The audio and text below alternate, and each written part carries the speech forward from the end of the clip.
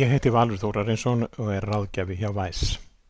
Ég mun hér á eftir kynna hafnarkerfið og hvað þarf að gera til þess að taka það í notkun og hvernig virknin er. Til að einfalda þetta þá verður þessu skipt í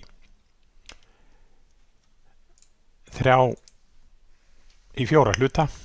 Ég byrja á því að fara yfir stofngögnin. Í öðrum hlutanum það skipa umferðin og skráning hennar. Í þriðja hlutanum það síðan reikningagerð og í fjórða hluta fyrirspurnir og skýrslur. Síðan kemur einn sér hluti sem vigtarkerfið.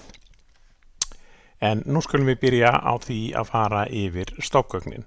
Og þá skulum við skipta yfir og loka þessum hluta og fara í kerfið sjálft. Hér erum við komin inn í hafnarkerfið, inn í Væs, og þá sjáum við hérna valmyndina sem er þá valmynd hafnarstjóra og við byrjum hér og byrjum á því að skoða hvaða hafnir eru í kerfinu og hvernig við ákvörðum þær. Hér sem sagt að ræða hafnarsamlag eða sveitarfélag sem með margar hafnir og hér hver og ein þeirra skilgreind. Það sem sagt Bolabásar, Flyðrutangi, Íslandsbryggja, Suðurtangi og Þingeyjar. Og ef við veljum hérna að skoða hvað inn í hverju höfn og veljum hérna að skoða, þá sjáum við hérna að hér þetta sem sagt skamheitið sem þetta Bolabásar og hér getið síðan skráð þær upplýsingar sem þið viljið hvar höfnin og hvar aðsetturinnar og svo framvegis. Samskipti, þau skipta máli að því leytinu til að þar getið þið verið með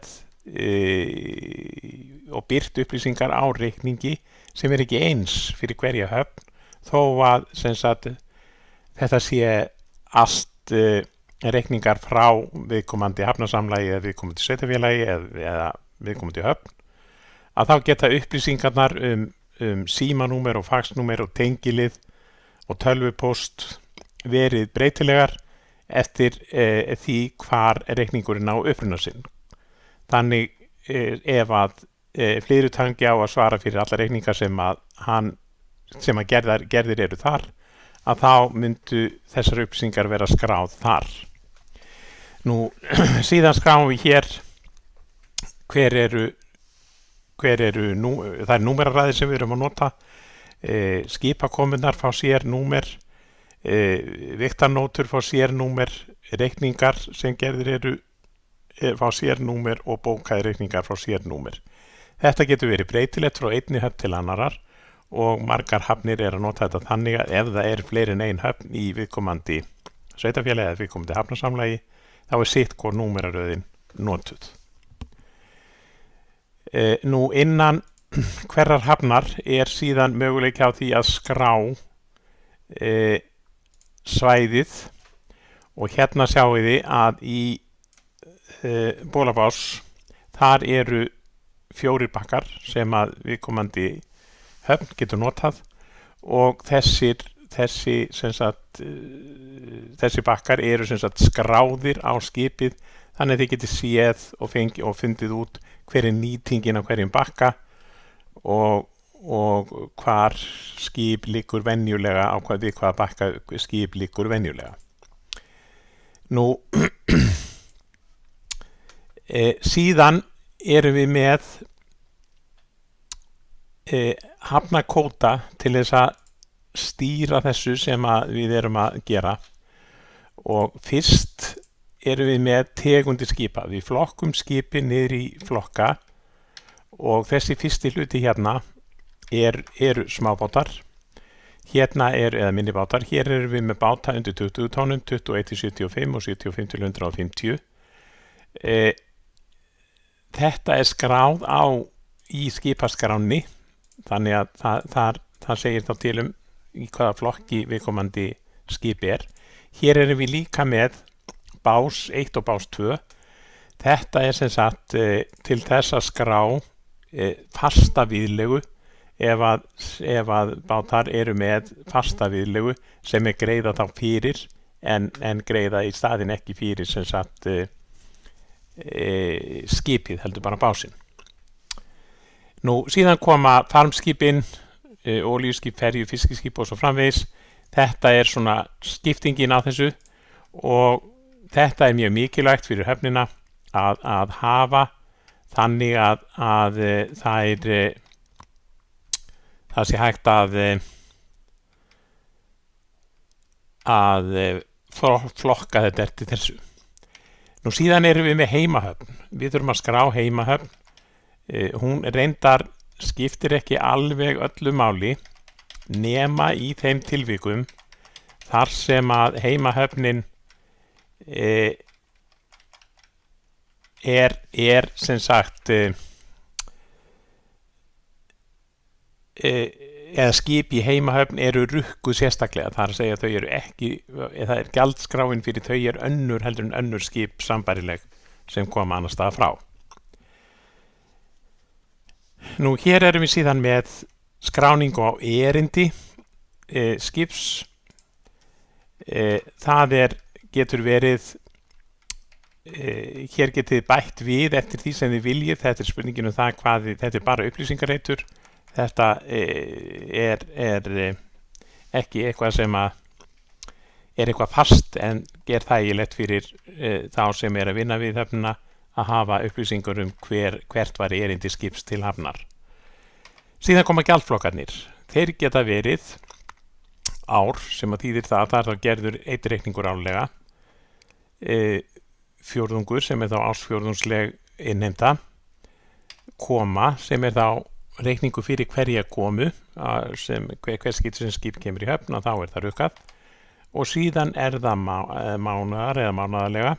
Það er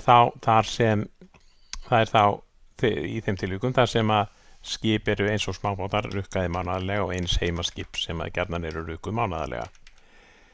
Nú það sem er hér fyrir neðan er síðan það sem að tilheyrir vigtarkerfinu og við förum ekki nánar í það. Þá erum við komin að gjaldskráni. Hún er byggð á forðum og þar erum við þá að nota sömu forða og þið sem eru takarkerfið í notkun hafi verið að nota við almenna reikningagerð. Þannig að þetta er engin geimvísri, þetta er bara við erum að nota sömu forðana en núna snýðum við á betur að gjaldskrá hafnarinnar og sem að getur þá verið þar sem við erum að nota sem sagt sama forðan en það getur verið mismunandi gjald sem er þá við hverja komu eða mánaðargjald eða ársfjórðungsgjald eða árgjald. Þannig að þetta er breytilegt. Ef við skoðum nánar hvað getur verið hér þá skulum við aðeins kíkja á þetta. Hér erum við með forðan fremst. Þetta er koman, þetta eru gjaldflokkarnir og þetta er þá myndi þá gilda fyrir vigtun, það sem við erum að ræða vigtun fyrir hverju komu og hér værum við að nota ef þetta væri vigtun mánaðarlega í mánaðarreikningi. Nú, þetta er bara lýsing, við getum verið með enska lýsingu ef við viljum og nota sem sagt reikninga á ensku. Magnregla, hún getur verið innslegið, það er þá skráum við inn magnið þegar leið og við skráum notkunina á viðkomandi forða. Hún getur verið brúttótonn. Hún getur verið brúttótonn sinnum hálfir dagar eða brúttótonn sinnum dagar. Brúttótonn sinnum hálfir dagar er þá fyrir þær hafnir þar sem að gjaldskráin segir að það sé rukkað fyrir hverja 12 tíma en ekki hverja 24 tíma eins og algengast er. Hér getum við síðan skráð sjálfgefið magn. Það þýðir það að það fer þá sjálfgefið bara einn eða sú tala sem skráð er hér. Hér sjáum við síðan hvað eru margar mörg verð sem hafa verið skráð. Hér bara skráð frá 1.1.2017 og þá þetta verðið. Hér erum við síðan með lágmarksgjald. Ef við skráum lágmarksgjald eins og við erum með sem dæmi hér, þá þýðir það að ef að útreikningurinn úr magni og verði sem sagt einhver tala sem lægri heldur en það sem við skráum hér, þá gildir þessi tala. Nú, hér síðan hámarksfjöldi fyrir reikningstímabil. Það þýðir það að lestargjald í þessu tilviki ekki hægt að reikna á skip nema 2 sinnum í mánuði. Og hér erum við síðan með, ef við erum að hlutfalla miða við lengd tímabils. Hér erum við með til dæmis, ef við skoðum bara þessa línu hér, þá erum við með bryggjugjald fyrir flotbryggju. Það 1 undir venjulegum kringumstæðum, það að segja þarna verið að rukka þá fyrir mánuð, og ef að viðkomandi hefur verið skemur en mánuð, viðkomandi bátur hefur verið skemur en mánuð á því tímabili sem verið að rukka, þá hlutfallast það miðað við dagafjöldan. Nú, hérna sem sagt allir möguleikar í gjaldskrá hafnarinnar, þeir eru skráðir hér inn og þetta skiptir öllu máli að þetta sé mjög vel unnið. Þeim minni líkur á því og þeim auðveldara að halda áfram og ljúka reikningum hvort heldur fyrir komu eða tímabil.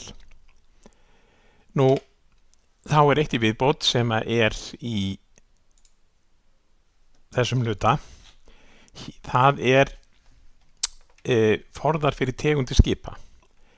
Hér skráum við ef að tegund skipsins BA01, þá koma þessir forðar inn þegar að við skráum komu á þetta, þegar við skráum sem sagt búin til reikning á þetta skip eða á þennan bát, þá koma þessir forðar sjálfkrafa inn á reikningin. Sama gerist hér með það sem hér kemur á eftir varðandi aðra stærðarflokka. Síðan erum við komið hér í farmskipin. Þá ekki keyrsla hérna fyrir aftan. Keyrsla þýðir að þetta þá unnið þegar reikningurinn gerður. Hér erum við með skipakomu og það þýðir það að leið og við skráum skipakomuna, þá verður til lína fyrir lestargjald, bryggjugjald, öryggisgjald, förgunargjald og festagjald. Þetta geta verið þarna miklu fleiri gjöld. Þetta bara það sem kæmi fast inn og auðveldar þá skráninguna þegar við höldum áfram. Við sjáum hér til dæmis fyrir neðan þegar við erum komin í skemmtiferðaskip að þá þetta orðið mun fleiri liðir sem eru rukkaðir, þannig að sem koma sem sagt sjálfkrafa inn á skipið leið og það koma þessar stofnuð. Nú, þetta það helsta sem sagt þessa grunnskrár sem að kerfið byggir á. Það að sjálfsögðu búið að setja upp í kerfinu þegar þið tækið við því, og í þessari uppsetningu í byrjun, þá búið að setja upp allar svona grunnatriði varðandi kerfið og ég ekkert að fara neitt sérstaklega í það hér. En þá skulum við láta staðan hér og snúa okkur að næsta hluta.